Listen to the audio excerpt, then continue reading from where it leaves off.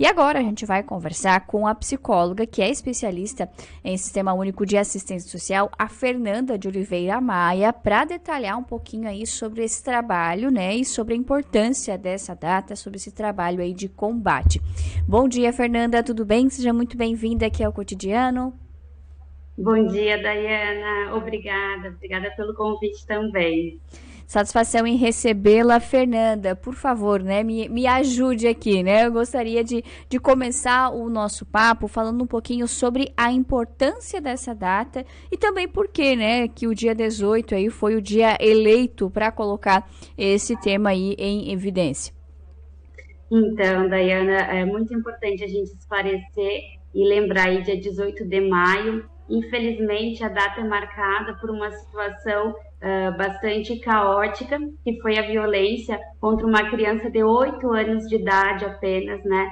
Lá na cidade de Vitória, no Espírito Santo, lá em 1973, para ver como esses casos não são algo recente, né? Algo que acontece aí há muito tempo. E foi um caso que chamou a atenção da sociedade por ser tão brutal, né? Foi uma menina que ela acabou sendo violentada sexualmente, morta, né? Encontrada dias depois, e esse caso foi tão chocante na época que resolveram colocar essa data, né, dia 18 de maio, como uma data alusiva a gente pensar aí ações, políticas públicas, o que pode ser feito no sentido de proteger nossas crianças e adolescentes, pensando aí no combate de toda situação de abuso e exploração sexual contra crianças e adolescentes. Certo. É um assunto aí importante, né, Fernanda, e vamos dizer assim, até grave, né, porque eu imagino que isso deve impactar e muito, né, a vida desses indivíduos neste momento, no momento em que a violência acontece, mas também a longo prazo, né?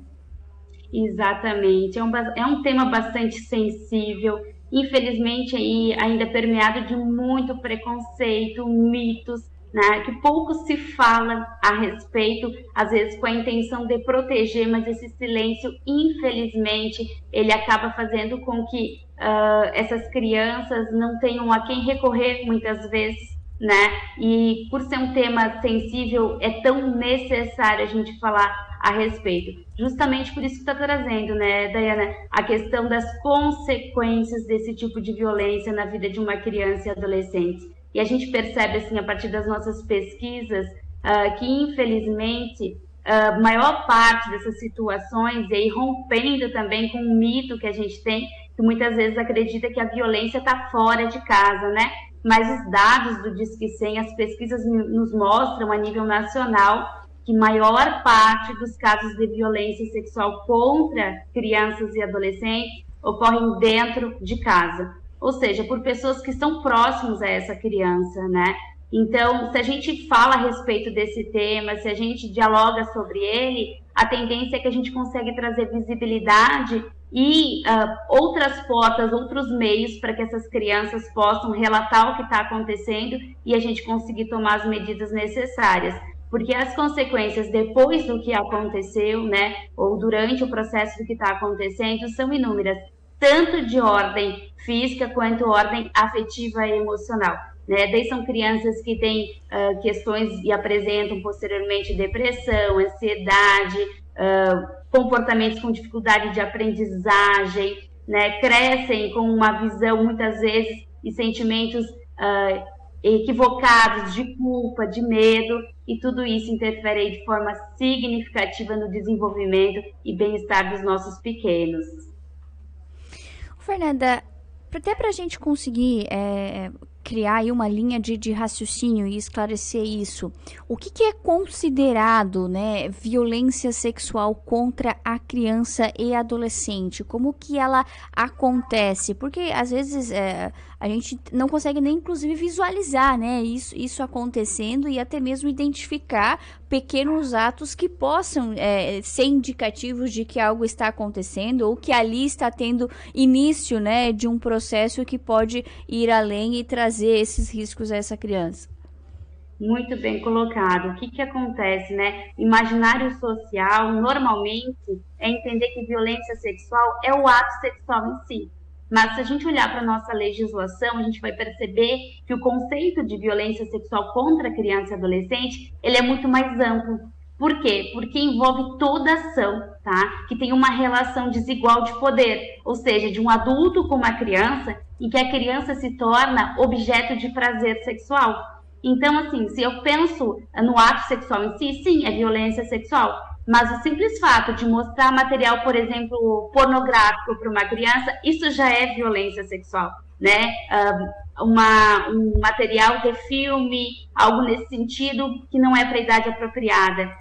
Uma questão de tirar fotos de crianças, né, com o objetivo esse da visão da questão sexual. Tudo isso é considerado abuso sexual. O toque em si, né, o toque do órgão sexual, tudo isso é abuso sexual, responde criminalmente e tem né, consequências jurídicas que vão ser tomadas.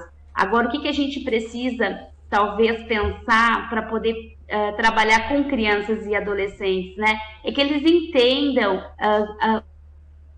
o seu próprio corpo, conheçam o seu próprio corpo, entendam quais partes do seu corpo, né, que são partes como os genitais, né, os seios e essas partes que são consideradas, né, próprias de cada indivíduo, que não é um terceiro, um adulto que pode estar tocando, faz com que a gente vá preparando e protegendo as nossas crianças para saberem, compreenderem que um toque ele pode ser de carinho e de afeto, ou um toque pode ser voltado a uma violência sexual.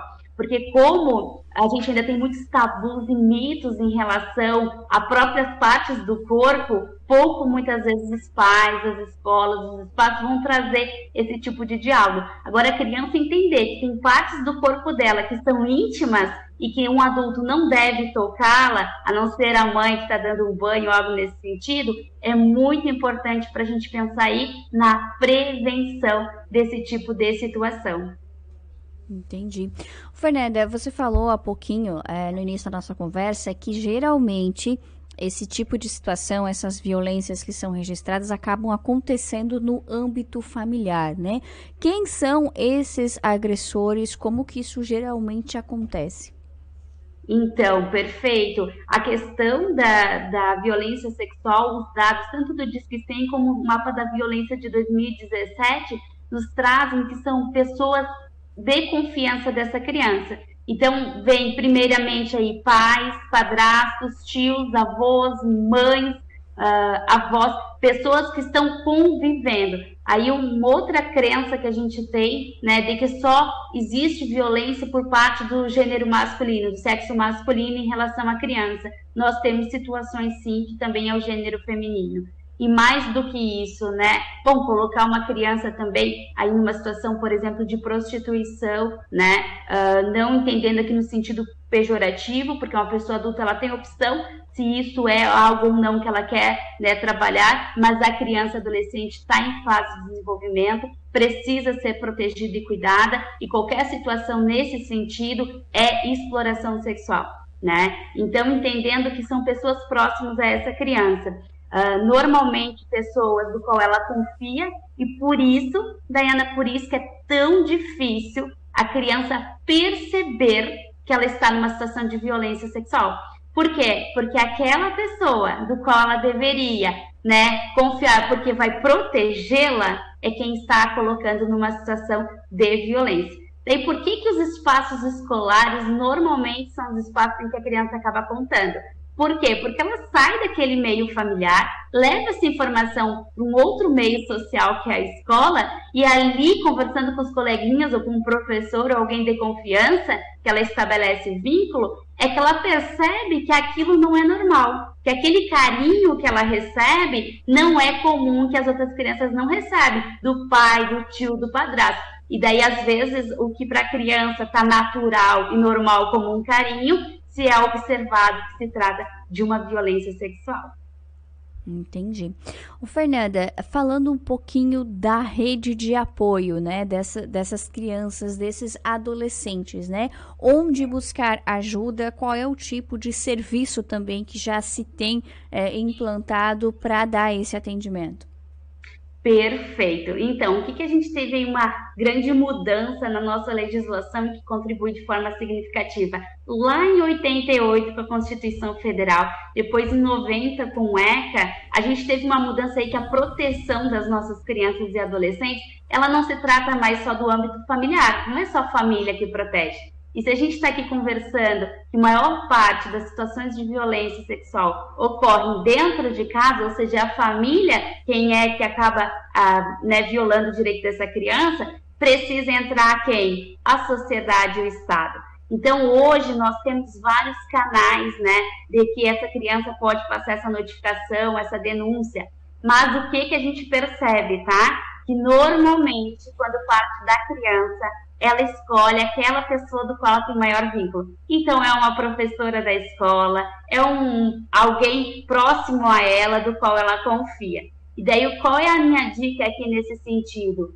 Levar em consideração o que a criança está trazendo. Nunca desconfiar do que ela está trazendo. Quem ouve um relato que traz uma informação de uma possível violência sexual, precisa estar preparado para acolher e ouvir essa criança. Depois, se esse fato é real ou não, se vai ser investigado, isso é a delegacia. É outro caminho. Então, aqui a gente tem a sociedade. Eu, enquanto psicóloga, sou Estado, trabalho no equipamento, mas a gente tem a sociedade, que é qualquer um de nós adultos responsáveis aí por olhar para as nossas crianças e tomar as ações necessárias. Mas, se a gente pensa em rede de atendimento, a gente tem um canal muito bacana, que é o canal do Disque 100. Basta ligar, botar no teu celular o 100 100, você vai estar informando, se tiver as informações completas melhores, o nome da criança, o endereço e o que está acontecendo. Essa informação do Disque 100, para vocês entenderem, ela vai para vários equipamentos, delegacia, Ministério Público, Conselho Tutelar, os órgãos que vão tomar as ações necessárias para garantir a proteção dessa criança. Mas eu estou lá no meu município, né? Eu estou lá no município, agora a gente vai estar com um evento hoje à tarde no município de Sara, e eu quero ir num órgão público, né, presencial, para relatar essa situação que está acontecendo. Eu tenho aí o Conselho Tutelar, que está com as portas abertas, eu tenho o equipamento do CREAS, que é um serviço especializado de assistência social, que atende todos os casos de violência contra crianças e adolescentes, inclusive violência sexual, com psicólogo, assistente social, advogado, para estar acolhendo essa família, acolhendo essa criança e fazendo os encaminhamentos necessários para garantir o quê? O bem-estar dela a partir da situação de violência que ela vivenciou. Perfeito. Fernanda, para a gente conseguir aparar aí algumas últimas arestas aqui do nosso papo, que eu acho que já foi bem esclarecedora aí as suas falas anteriores, mas às vezes a gente olhando de fora, né, a gente pensa assim, mas eu ainda não presenciei nenhum fato assim, eu não vejo a necessidade de fazer uma denúncia, né, enfim, mas como que a gente pode agir também de forma preventiva, né, porque a gente não precisa esperar o fato se concretizar para a gente fazer alguma coisa, né, acho que a gente está aqui falando de mudar conceitos e tentar construir uma educação voltada para isso, né? E eu queria entrar nesse assunto contigo, assim, como que a gente pode desenvolver essa nova visão, falar em educação sexual e reduzir esses casos de violência sexual contra as crianças e adolescentes? Perfeito, Daiana, muito bem colocado. Então, espaços como esse aqui, né, que eu estou com vocês, que a gente está falando o assunto, eu acredito que é um baita início. Falar a respeito. A gente consegue desconstruir esses mitos, preconceitos, até às vezes ideias errôneas a respeito de crianças e adolescentes que estão sofrendo violência sexual, conversando, dialogando e trazendo luz para um tema. E como eu disse inicialmente, é tão sensível, tão complexo e que às vezes a gente opta por silenciar, não falar a respeito, mas tão necessário que a gente venha a estar avaliando, conversando, dialogando e principalmente, né, capacitando tanto a rede de atendimento, os profissionais que estão ali atendendo essas crianças e adolescentes, e daí aqui eu me refiro não só o CREAS, o Conselho Tutelar, a delegacia, que são os órgãos especializados que estão ali agindo, mas todos os nossos espaços onde tem crianças e adolescentes. Os CRAS, que são os nossos serviços de prevenção e proteção, as escolas, O único lugar que toda criança passa um dado momento na sua vida é o espaço escolar. Então, como os nossos professores, orientadores precisam estar preparados para ouvir um relato e saber o que fazer. E assim, ouvir um relato em si, num dado momento, a gente estando preparado para isso, por mais que gere uma angústia, um conflito, porque é uma criança te relatando uma situação bastante agravada, né? A gente conseguir colher essas informações e tomar as atitudes necessárias a partir dessa informação é o que vai garantir a proteção dos nossos pequenos.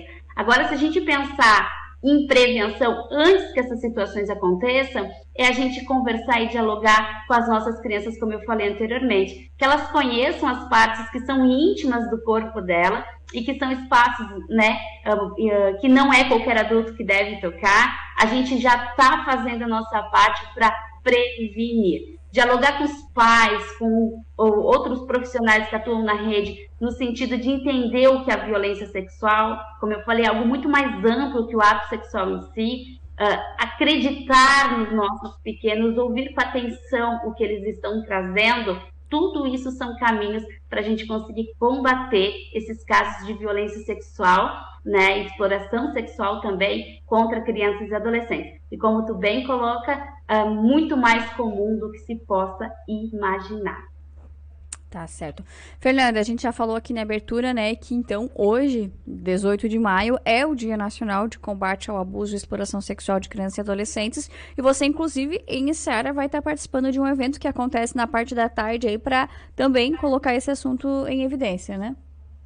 Exato, então está todo mundo convidado, não só os técnicos profissionais que atuam aí na educação, na saúde, na política de assistência, mas a sociedade civil como um todo, para a gente estar aí discutindo e dialogando sobre esse tema, que é, como eu falei, bastante sensível, mas necessário, que é a violência sexual contra crianças e adolescentes. Vai acontecer aí a partir das 14 horas, lá no auditório Oswaldo Duarte, no Paço Municipal Ângelo Lodete, fica na Prefeitura Municipal aí do município de Içara, e eu conto com a presença de todos vocês aí para a gente poder estar dando luz para esse assunto e fazendo com que a gente, enquanto sociedade, Estado, esteja um pouquinho mais preparado para lidar com tudo isso. Perfeito. Fernanda, parabéns aí por todo o seu trabalho. Muito obrigada pela sua disponibilidade, por nos ajudar a trazer, então, visibilidade para esse assunto, né? E também contribuir aí, né, com o conhecimento que você trouxe aqui hoje para a gente. E, claro, também, né, nos ensinar o caminho, porque às vezes a gente se depara com uma determinada situação, mas fica ali com receio, né, de agir ou por onde começar também esse trabalho. Então, muito obrigada. Eu que agradeço, Daiana, pelo espaço. Eu acredito que nesses espaços que a gente consegue realmente, né, trazer esse tipo de informação e também estar preparando, inclusive, as nossas crianças e adolescentes que podem estar nos escutando e sabendo por onde caminhar para conseguir achar, né, essa porta aberta para proteção. Eu que agradeço de coração e fico à disposição. Tá certo. Valeu. Muito obrigada. Boa palestra aí para você hoje à tarde. Até uma próxima. Tchau, tchau. Obrigada. Tchau, tchau. 10h29. Essa então foi Fernanda de Oliveira Maia, psicóloga e especialista em Sistema Único de Assistência Social, conversando conosco então sobre o Dia, né, Nacional aí de Combate ao Abuso e à Exploração Sexual de Crianças e Adolescentes, celebrado, né, marcado aí nesse dia 18 de maio, uma data aí, né, não feliz, né, dada ao tema, né, que a gente precisa trazer aqui, né, porque às vezes na nossa cabeça aí é inconcebível, né, crianças e adolescentes acabarem passando por esse tipo de situação, mas, como a própria Fernanda destacou, é muito recorrente, é mais comum do que a gente imagina e precisamos falar disso, precisamos estar atentos aí para ser socorro, né, ajudar aí essas crianças e adolescentes nesses momentos difíceis, né, seja fazendo uma denúncia, dando apoio, encaminhando aí aos órgãos responsáveis.